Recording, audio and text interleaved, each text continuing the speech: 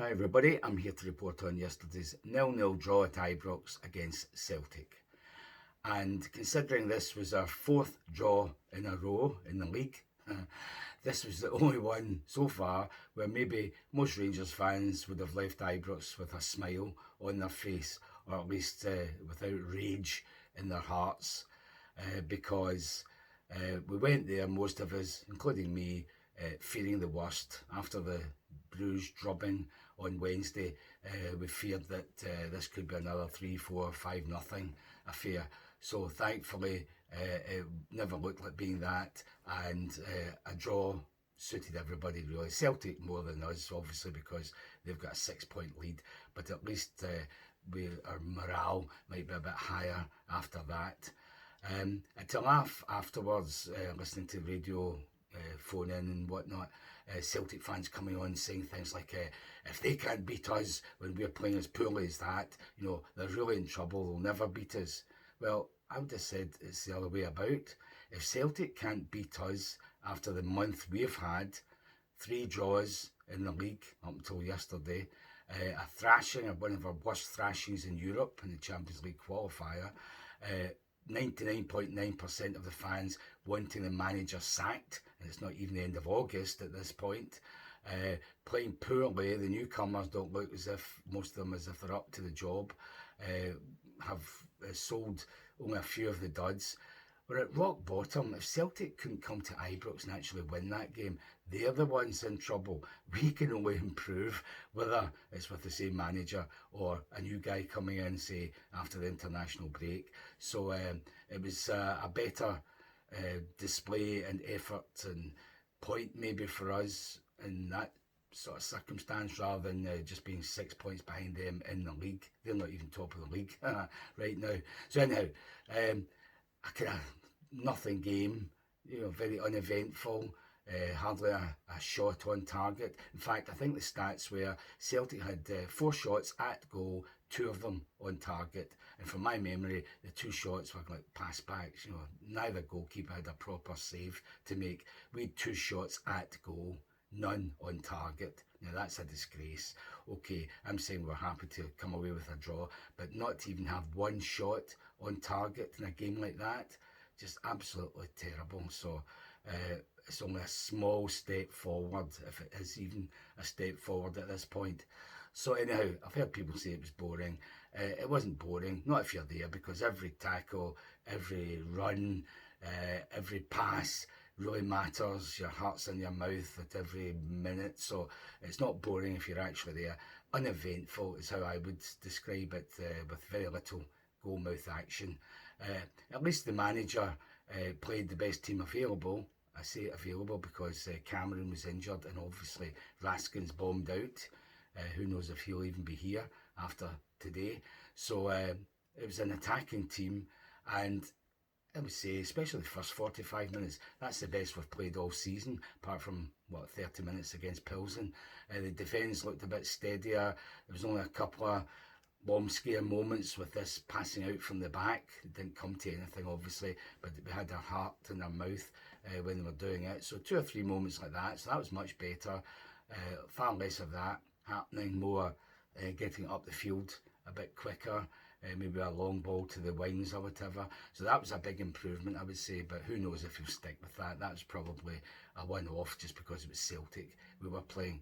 So a decent lineup. Nobody, I don't think, would be complaining apart from the 2 guys I mentioned. They all played with more energy, more intensity, determination, guts, energy, everything you can think of that has been lacking for the first month. They showed that yesterday, and now they've got to just keep showing that against the dross of the league.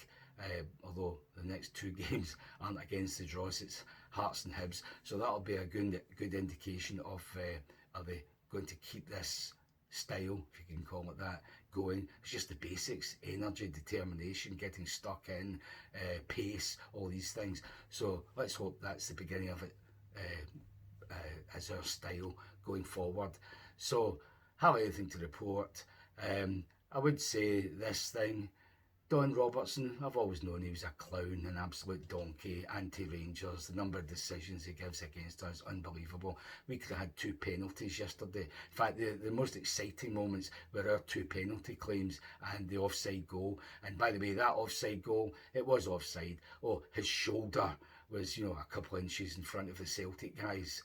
Their feet were probably level. That's not what offside was meant to be. Arsene Wenger, the big chief in technical division at the UEFA, was looking at this last year, and I thought they decided that there need to be clear daylight between players before it could be deemed offside. Not your big toe or a shoulder, because Suter in this case was leaning forward just as the ball was hit. So that was disappointing. That was bad luck, but it was the correct decision.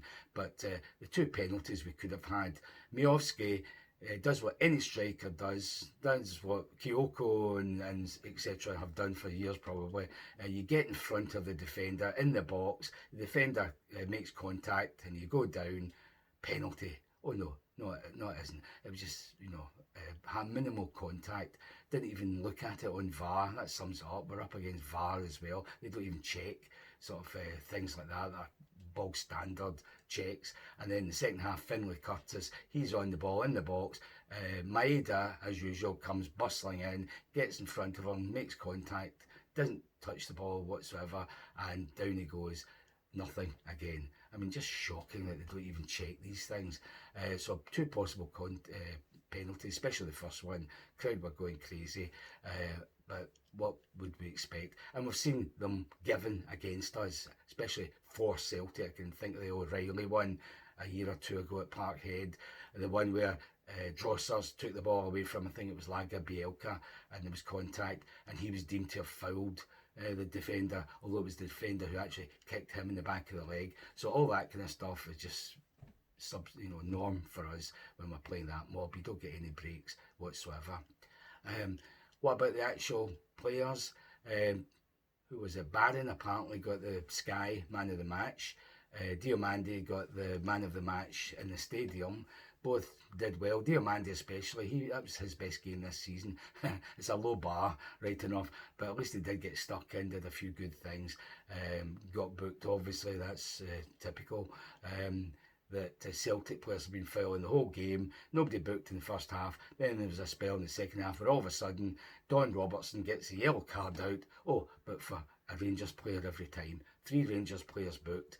No Celtic players. In a game like that, where there's fouls galore, challenges, off the ball stuff, they didn't get 1 player booked. Oh, miracle, isn't it? Well done, Don. Your job's safe in the Willie Collum school of refereeing now. It's not the Lawwell, it's Willie Collum, the most pro-Rangers referee we've ever had. He's now in charge of the whole refereeing system, so we really are up against it. So 2 of them played well. I thought off the ball more than on it, Mikey Moore and Miovski played well. They ran about, showed great energy, got stuck in, ran at the defence when they could, especially Mikey Moore. He didn't get many chances to run at the defenders, but he fairly chased Celtic players running towards our goal. There was a couple of times where he must have run 50 yards, 60 yards diagonally to chase a guy on the ball and then either tackle him. One of them got him unjustly booked.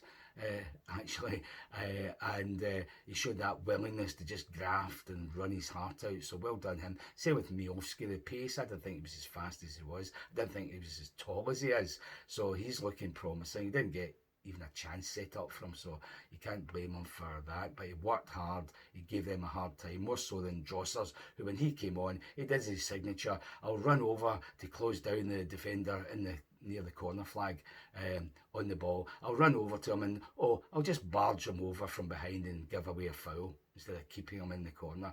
That's the difference between a proper striker like Miovski and Drossers, who runs about like a headless chicken, never gets there, never tackles anybody, and when he does get near enough, he just gives a foul away. So bye-bye, Cyril. Good riddance. Thanks for your 50 odd goals, but we won't miss you. Not if we've got Miovski and another striker, hopefully, for the rest of the season. So I reckon they were the 4 best. Butland had nothing to do. He was okay at kicking it out for once, so that was a bonus as well. Tavernier was okay, so was the left back Magoma. The 2 central defenders were okay, apart from a couple of dicey moments from Giga. But Suter brought the ball forward a few times and looked quite good doing it. So I would say the biggest disappointment was maybe Kasama. Didn't really do very much, a couple of good runs, but that was it. So basically, a draw, we're happy. Let's hope after 2 weeks of more coaching, things start to look up.